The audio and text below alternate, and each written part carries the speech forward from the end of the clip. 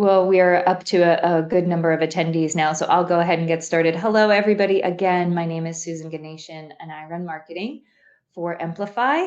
And this is our three-part series that Molly Pinnell on my team has been championing, and she'll join me a little later on stage as well to help us through the questions. But Molly's done an amazing job of helping us learn how to mature both our marketing function, but as well as our commerce function and our care function around usage of social media.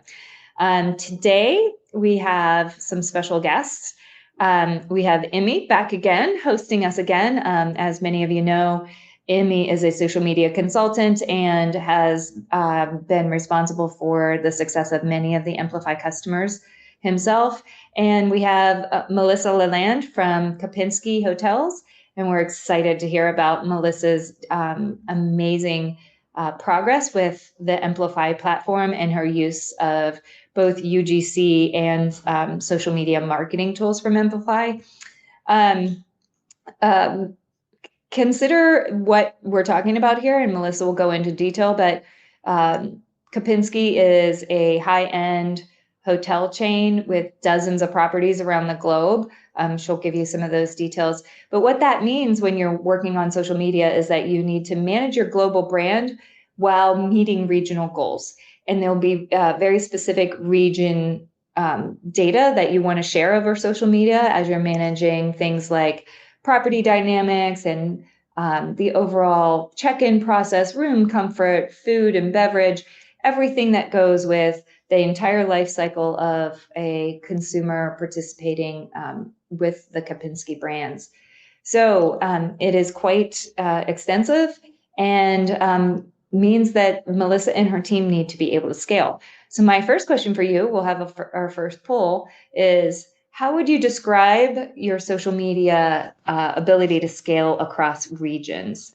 And we'll give you a few minutes to take that poll and let us know how you're doing it, whether it's centralized or distributed or partially centralized with the brand key messages, but then distributed for regional messages.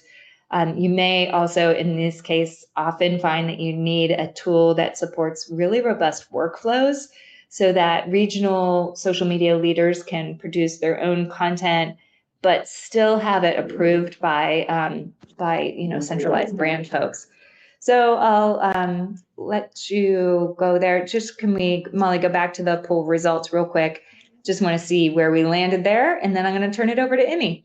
So one central team handling everything was the majority of the vote, but there are some with multiple team coordinating, and then each region or team managing their own was about 20%. So that's interesting.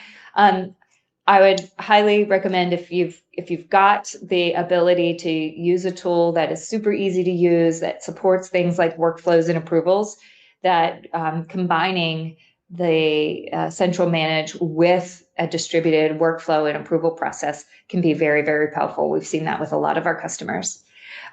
So without further ado, I think many of you already know Emmy. He's, again, extraordinaire social media champion and ambassador and supporter of so many of the brands that Emplifi works with. So without further ado, I'm going to turn it over to Emmy. Thank you very much, Susan, for the kind introduction. Many of you know me from Emplifi days before. But before I introduce myself, Melissa from Kempinski, can you just tell us a little bit about yourself, how long you've been there and what you do? Sure. So I am the senior corporate social media manager for Kempinski Global. I've been working, for Kempinski for 3 years and a half now.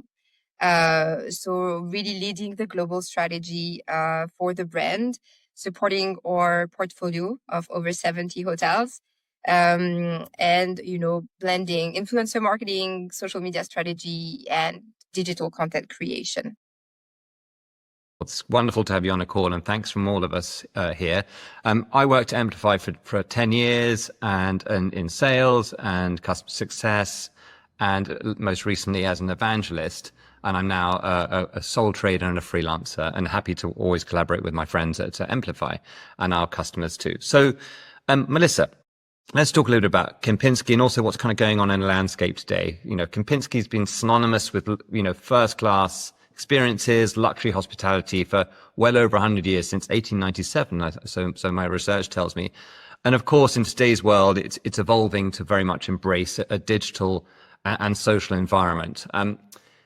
What we're seeing on a slide is a stat from Emplifi's recent Pulse survey. And what it's stating is that 84% of marketers, an overwhelming majority, are stating that social media is their number one kind of go-to channel for customer engagement today. And brands are continuously evolving and increasing their investment within social. And in fact, in March this year, Unilever's new CEO, Fernando Fernandez, he has announced that it will increase its ad spend from 30% in social to 50% of its entire marketing budget, and will work with 20 times more influencers.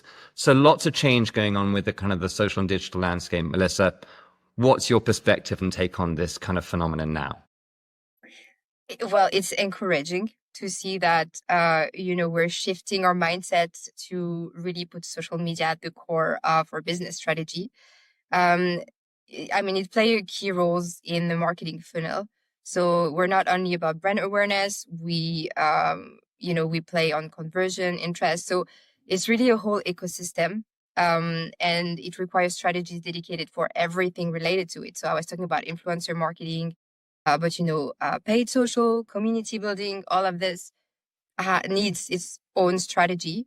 And I think for too long, and I'm talking about hospitality industry here, but for too long, social media has been secondary. So I think it's really great that finally it's treated as primary engagement platform, and that we have a strategy focus. So at Kempinski, that's really what we try to do as well, to really embrace the digital, and while staying true to our big heritage. Yeah, wonderful. And just thinking about Kempinski, and you touched on obviously working within the world of hospitality, and perhaps it's kind of jumped on the kind of proverbial bandwagon a little bit later in the day to move from just simply engagement into perhaps you referenced influencers, you talked about conversions. I know you guys are using kind of UGC as well.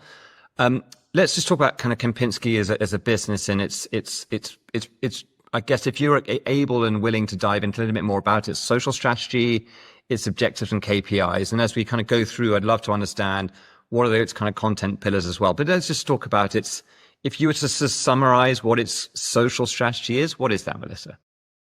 Kempinski is kind of a smaller player on social media. If you compare it to giant luxury hospitality brands.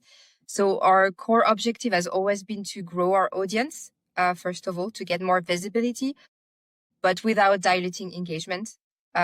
So we want a healthy growth, but we're not, chasing numbers just for the sake of it.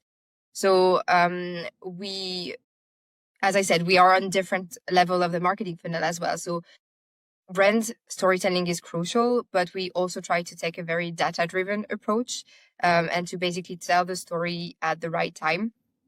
So we plan our content based on audience behavior, destination seasonality, and obviously we use Emplifi as well to get some performance metrics, so we can have content that is impactful and engaging all the time. So it's just really finding the right balance between all of this. In terms of content pillars, we have three main content pillars. I would say the first one is very destination focused. Because that's the first thing that will make people want to travel. It's to discover a destination. The second one is F&B, so food and beverage, because that's at the core of our brand. Our founder he started as a restaurant owner. So it's something that is close to our heart. And the third one is more hotel focused. So talking about our exceptional services, the design of the hotel, something a bit more inspirational and linked to our hotels. Yeah, wonderful. I was actually looking at what's going on in Budapest. Actually, on your website earlier, being half Hungarian and having stayed, dare I say it, in a Corinthia in Budapest before, but next time I'll definitely stay in a Kempinski. And actually, I saw there was a big focus on actually the kind of the food. They talk about the chef, how he sources the ingredients, how he takes the influence from Austro-Hungarian cuisine. And it was like this was really speaking to me as someone who really likes his food. So really solid. Really, thank you, Melissa. I really liked particularly how you dived into the kind of the content pillars aspect, and actually how you kind of trying to strike a balance between a number of different kind of components within social as well. So it's a really good answer. Now, obviously, like everything, social is evolving at a very fast pace. And also, whilst TikTok isn't necessarily new, it's certainly, I would say, the most innovative platform. That's just my point of view. And you know, I think for particularly more like things like beauty brands, TikTok Shop is a really, really interesting evolution. But regardless, how do you, as a brand, how do you kind of stay, or even if you wish to, how do you kind of stay on top of all the innovations that the social platforms are offering brands today? That's a good question, because I think it's very easy to just jump on the trend wagon and forget about your brand tone of voice. And we're in the luxury industry, so it has to be timeless and elegant all the time. So what we use to really come across as, up to date and modern is to play with the formats that we have available on social. So whether it's reels, video content, most lately having video bites within a carousel on Instagram. So this is very important to us to really focus on the formats that engage the most and that are trendy on the platforms. We are exploring TikTok. I think it's a platform that in the hospitality industry is still being mastered. So we're still learning from it. So we're being cautious about it, but we're definitely looking at it. But I think that the big thing for us to be relevant in the social media landscape is influencer marketing. So really working with the right creators, because they have the platform fluency, the agility to talk about things without being constrained by our brand tone of voice and guidelines. So I think that's also something we use a lot to share messages. Yeah, I agree with everything you said. And I have seen a few good examples of some hotel brands using TikTok to great effect. But I would say they're probably the brands I'm thinking of are probably fundamentally different to what Kempinski offers in terms of its experience and also the audience it addresses as well. But I think the one word I would totally agree with that you called out there is relevance.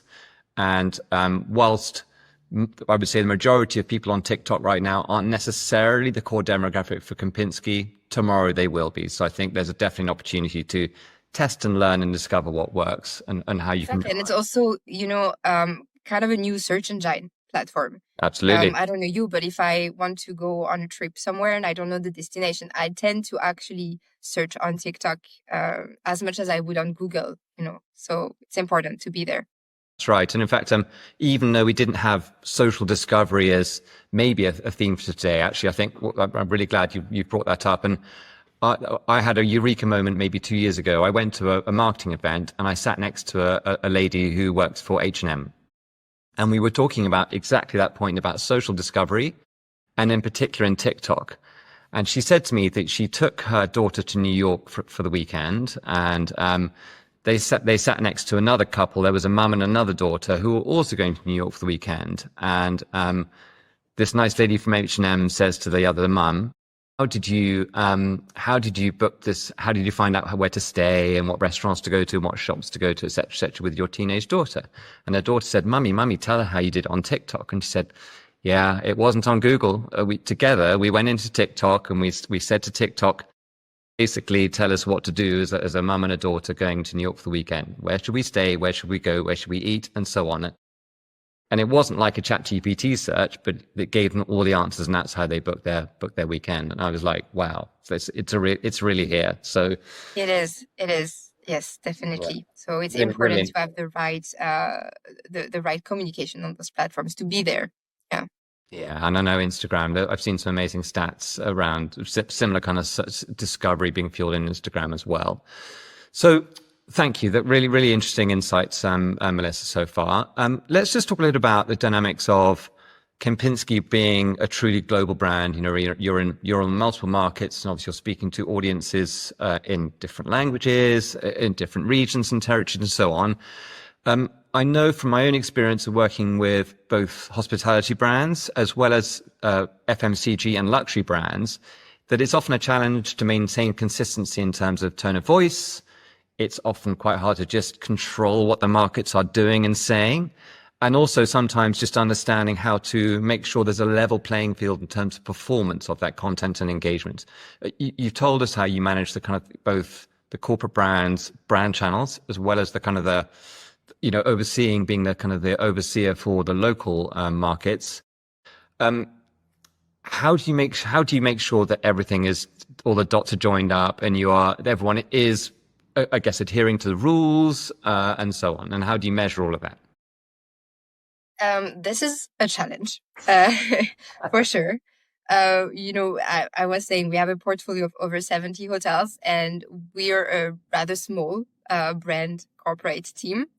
So it's something that we have to pay attention to on a daily basis. But for Kempinski, one of our core value is really the sense of place.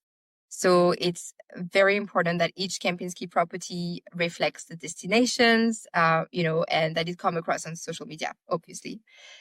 So we do offer quite a strong flexibility and empowerment to our hotels.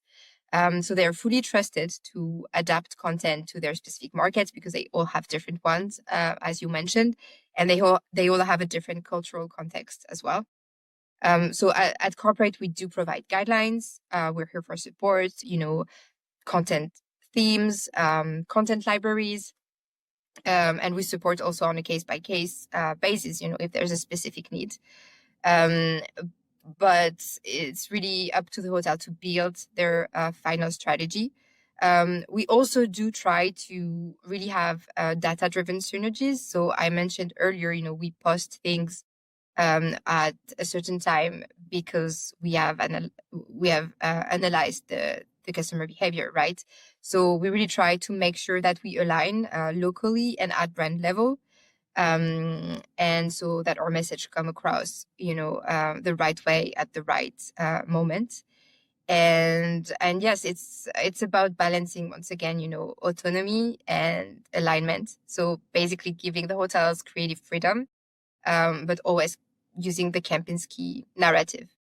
Yeah, that's great. I remember working with Disney across the entirety of Europe, Middle East, and Africa some years ago when I was at Emplifi, and I'm still a big customer in the region.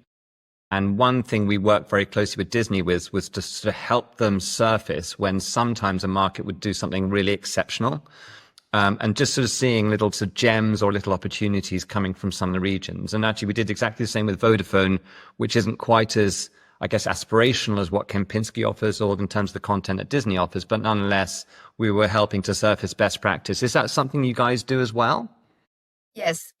We share with the rest of our portfolio when a hotel really achieves something great or has created really engaging content. We also make sure that it's known and that the other hotels can get inspiration from it.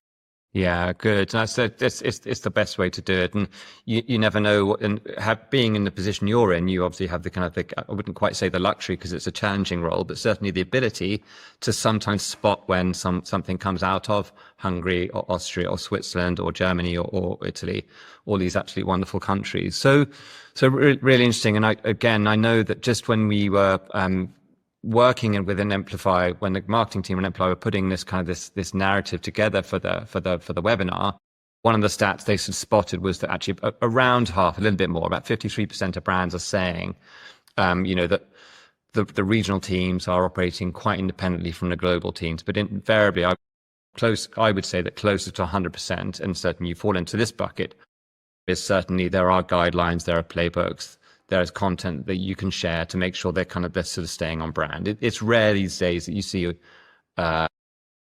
regions go completely off brand, but I can think of another hospitality brand where I worked with where they work on more kind of a travel agency basis where it's still a Wild West. It's out of control. Hopefully you're not in that bucket as well. I think, we talked about the kind of the local aspect. I mean, is there anything else you just want to add before we kind of just, I guess, move forward, Melissa, about the kind of the global local dynamic? Let me rephrase that another way. Are there brands either within hospitality or outside where you feel they're doing a really good job of that kind of global local dynamic?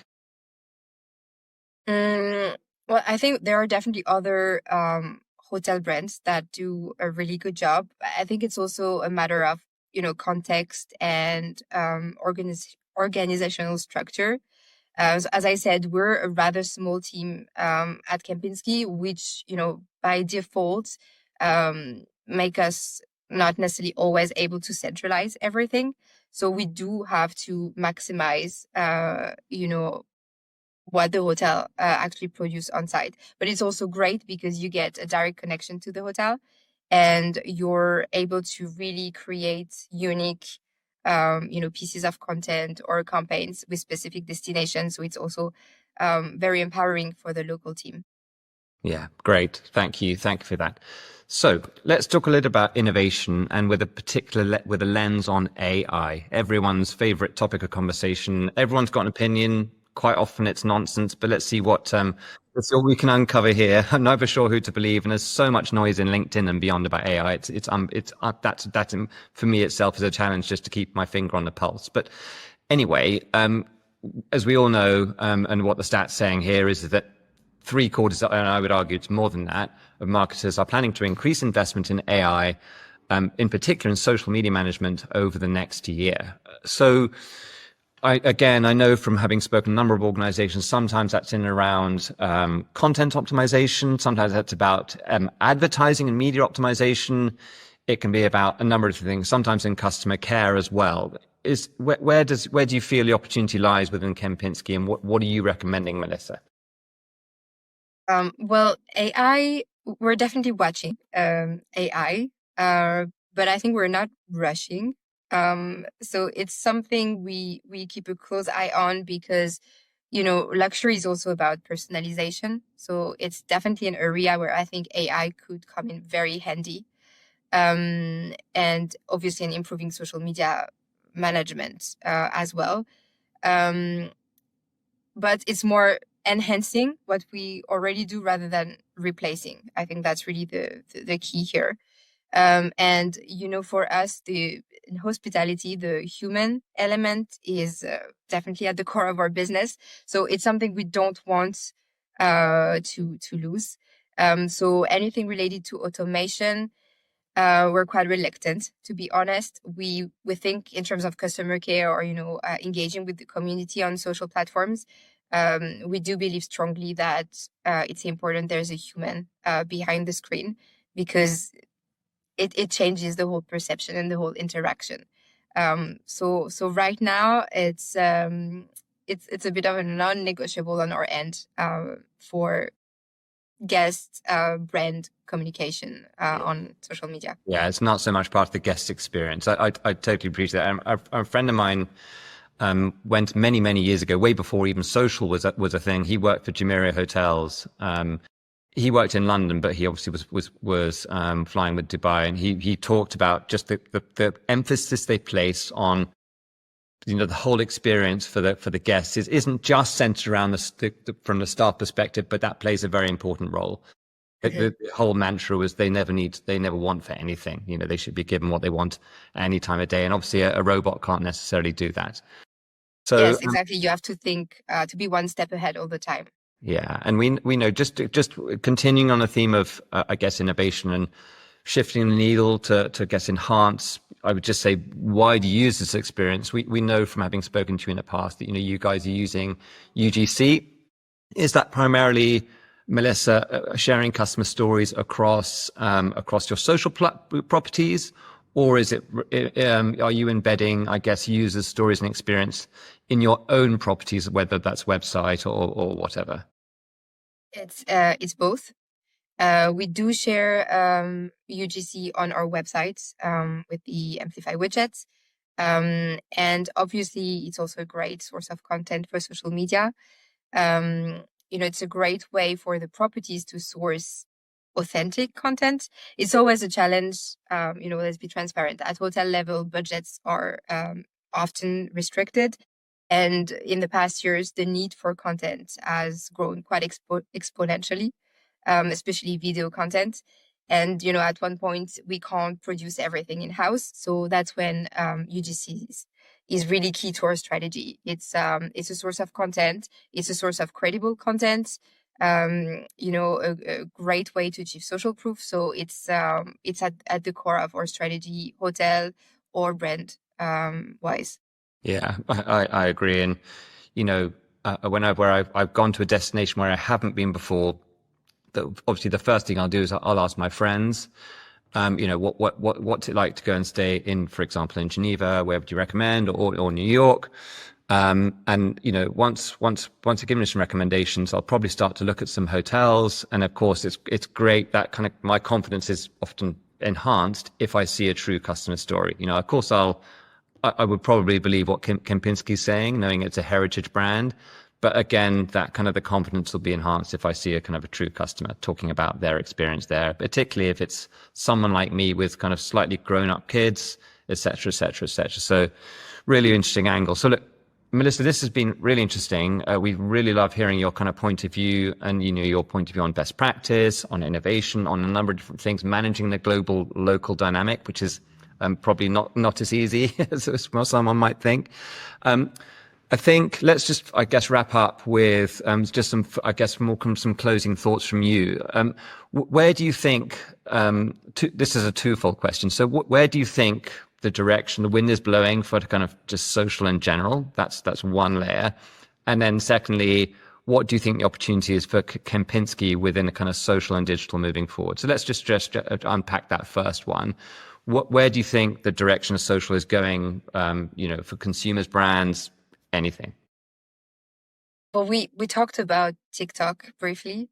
So I really think it's a huge growth opportunity. I'm talking specifically for Kempinski, but I think even for other brands, it's a platform that has really high potential, but it also have a very specific approach with content that needs to be created specifically for this platform. So it demands a lot of resources. So I think this is where we'd like to invest more. But again, cautiously. And it's more about, progress than being perfect on the platform. So we're testing things. And as we mentioned as well, UGC, I think authenticity now is really the key in everything on social media. We can see it even through the type of content that performs best. We have a lot of carousel with this video bites where it's very spontaneous, very easy, moments that are captured. So I think UGC is something we will keep focusing on, to have like this emotional aspect really properly conveyed through content. And it's the same for video. I think video content is also conveying way more authenticity than still images. So video content, UGC, new platforms.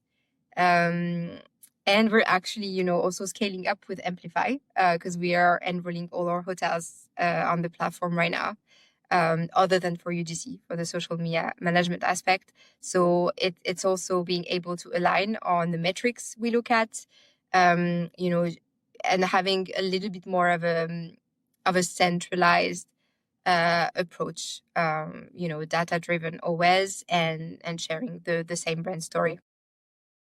Wonderful. Well, that's you're conveying a lot of expertise and know-how there, and also I think you paint a great picture of what the opportunity is for both just social in general and also for Kempinski. But thank you, Melissa, for joining Emplifi on the webinar today. It's been a pleasure to speak with you, and I hope I can meet you in person one day. Thank you very much for having me. It was a pleasure too. Thank you.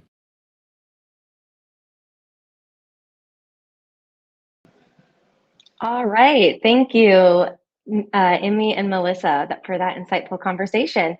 Appreciate that most of you are still here. Hopefully you got our slides that we dropped in the chat earlier today, just at the beginning of the webinar at the top of the hour. So be sure to click that link and save those slides if you're interested. feel free to drop a note in the chat if you want any follow-up information. As this is the last in our 3-part series of social media maturity, we've covered care, commerce, and now marketing. We would love to just ask if anybody would like to chat with one of our social media experts. If you have any specific questions for Emmy or Melissa that you want to share with us or want us to follow up with you on, and we can keep in touch with them, we would love to do that. So please leave us any feedback, answer that survey we just sent your way. And thank you so much for tuning into both this event and our other events in the series. Thanks, everybody.